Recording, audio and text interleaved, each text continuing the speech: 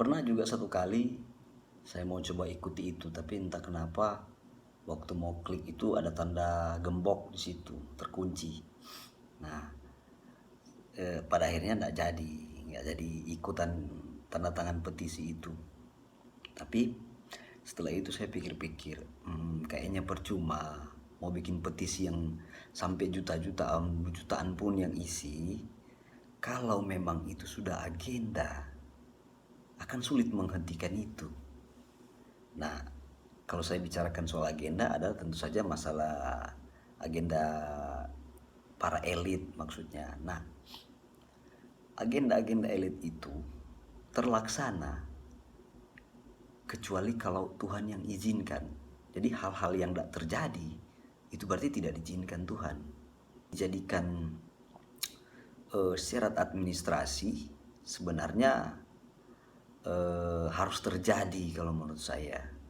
Nah, karena itu bagian dari satu master plan, satu rencana besar yang pada akhirnya membawa kita diberikan identitas-identitas digital ke depan yang lain. Nah,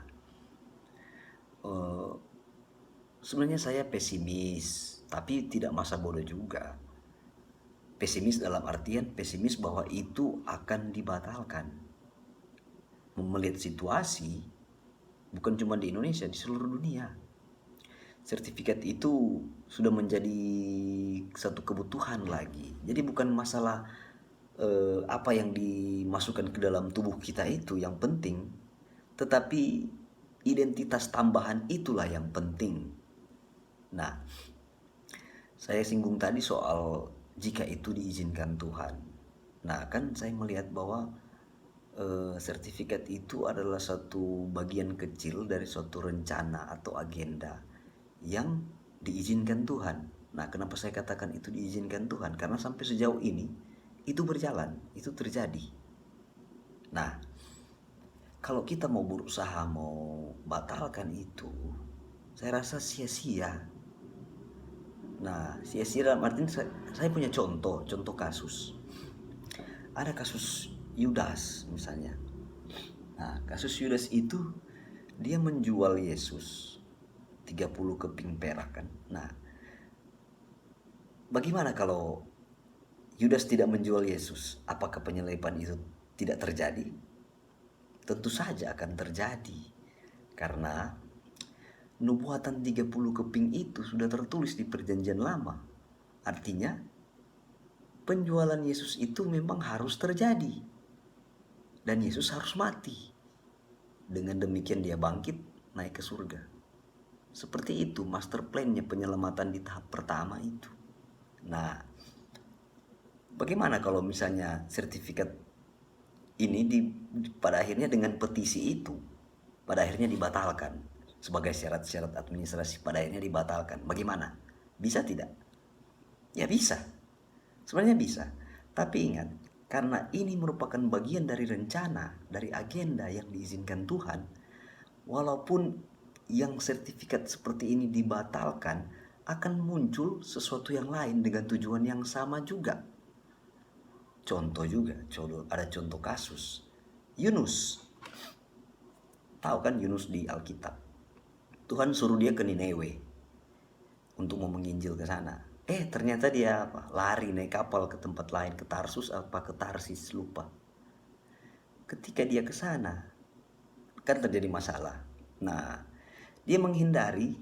Tuhan suruh ke sana, entah dia naik darat atau dia naik unta atau naik kuda atau transportasi darat atau apa, atau dia naik kapal laut, terserah. Yang pasti transportasi ke sana.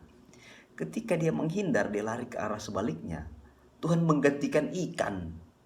Kapal atau transportasi darat itu digantikan dengan ikan, ya kan?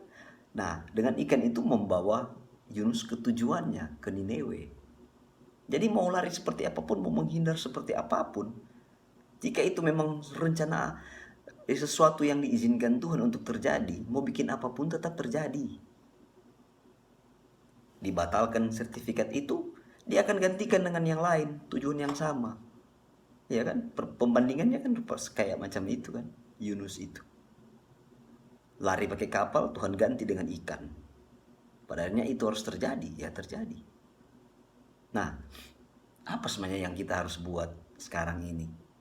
Sebenarnya yang paling logis, kalau misalnya orang-orang percaya, perkuat saja itu iman, saling menguatkan dengan sesama teman-teman yang seiman, yang sadar soal itu, saling menguatkan, memberitakan hal-hal itu tidak lagi dengan menakut-nakuti,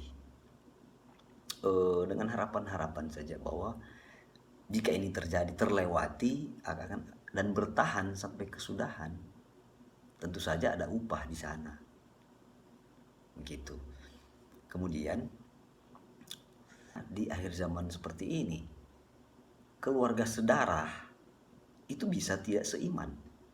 Walaupun seagama, satu agama, tapi bisa tidak seiman. Nah, hal-hal itu sudah terbukti sekarang ketika terjadi pembeda, suatu pembeda ini masuk ke dalam kehidupan kita. Hal yang dimasukkan ke dalam tubuh itu, dia masuk ke dalam hidup, maksudnya dia mempengaruhi kehidupan kita. Ada banyak keluarga-keluarga yang terpisahkan.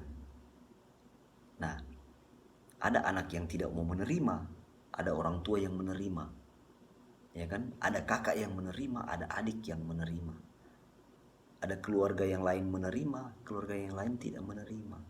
Itu saudara, sekeluarga, bahkan seagama, tapi pada akhirnya tidak seiman. Mereka membaca apa yang tertulis, tapi tidak mengimani apa yang tertulis. Entah mereka kurang belajar atau mendapat pengajaran yang lain, saya juga tidak tahu dan tidak mengklaim ajaran mana yang paling benar sebenarnya. Tetapi dengan adanya peristiwa seperti ini, kita bisa melihat dan kita bisa membuktikan bahwa satu keluarga itu tidak bisa seiman, seperti yang kata Pak Jenderal Dharma Pongrekung itu, bahwa dalam satu keluarga bisa saja tidak seiman karena perbedaan pandangan itu. Nah, kembali itu masalah mencoba membuat petisi, mencoba untuk membatalkan sertifikat itu. Buat saya itu satu hal yang sia-sia. Pernah saya jelaskan soal bagian kedua itu dari tanda binatang itu, yaitu identitas. Dan sertifikat itu bagian dari identitas itu. Ini tinggal masalah kepekaan terutama. Kepekaan, daya tahan. Banyak orang-orang yang sudah diberhentikan dari pekerjaan karena itu. Karena apa? Mempertahankan imannya. Ada teman saya satu di grup, dia mengaku memang udah diberhentikan dari pekerjaan. Dan ada satu teman saya lagi yang kerja di perusahaan asing, sudah dapat SP3 karena itu. Nah, jadi kalau pemerintah mengatakan itu tidak dipaksakan, seharusnya apa yang dikatakan itulah yang terjadi di lapangan, tapi kenyataannya berbeda, tidak sesuai. Dan saya sebenarnya maklumi itu, karena itulah memang ciri khas tipikalnya gaya main itu, gaya mainnya si Satan. Namanya juga kan dia penipu.